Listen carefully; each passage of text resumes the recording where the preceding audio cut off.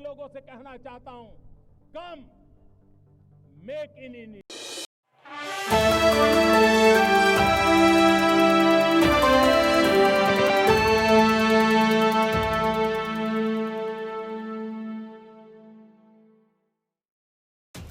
Israeli सेना ने Iran के साथ ही सीरिया के सैन्य ठिकानों पर भी हवाई हमले किए हैं। सीरियाई मीडिया के अनुसार इजरायल ने सीरिया के मध्य और दक्षिणी हिस्सों में हमले किए। सीरिया की वायु सेना ने इजरायल से लॉन्च की गई कुछ मिसाइलों को हवा में ही तबाह कर दिया। वहीं कुछ मिसाइलों से सैन्य ठिकानों को निशाना बनाया गया। ये मिसाइलें गोलन हाइट्स इलाके की तरफ से दागी गईं। इजरायल ने शनिवार को ईरान पर भी हवाई हमले किए हैं। ईरान में भी सैन्य ठिकानों को निशाना बनाया गया है। ईरान ने इजरायली हमले की पुष्टि की है और साथ ही बदला लेने की धमकी भी दी है। सीरिया में ईरान समर्थित संगठन है जो इजरायल पर लंबे समय से हमले करते आ रहे हैं।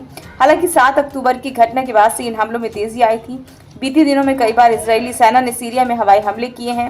इजरायली सेना गाजा में हमास नेतृत्व का लगभग सफाया कर चुकी है और लेबनान में हिजबुल्लाह नेतृत्व की भी कुछ ऐसी ही स्थिति है। यही वजह है कि अब इजरायली सेना ने सीरिया और ईरान के खिलाफ मोर्चा खोला है।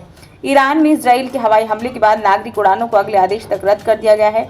इजरायल ने कहा है कि ईरान द्वारा हाल के महीनों में इजरायल पर किए गए हमलों के जवाब में ये हमले किए गए हैं। इस ऑपरेशन में इजरायली वायुसेना और सेना के लड़ाकू विमानों, रिफ्यूलर विमानों और जासूसी विमानों ने हिस्सा लिया। सभी विमान सुरक्षित इजरायल लौट चुके हैं। इजरायल ने दावा किया है कि इस हवाई हमले में ईरान के वायुसैनिक अड्डों, बैलिस्टिक मिसाइल उत्पादन केंद्रों आदि को निशाना बनाया गया।